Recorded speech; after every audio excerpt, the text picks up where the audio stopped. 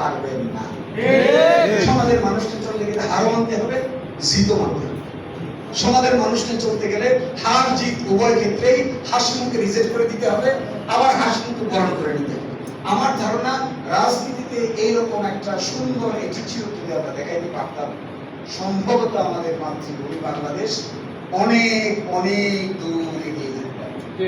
কিন্তু আমাদের মধ্যে এখনো হীনমন্যতা আছে, আমরা সত্যকে সত্য বলে মেনে নিতে চাই না, পারি না, এটা একটা দুর্বলতা। আর লাস্ট কথাটা আমি বলছি, আপনারা অনেকেই আমার অভিভাবকের মতো, অনেকেই আমার বাবার বয়সের সমান, অনেকেই আমার শিক্ষক।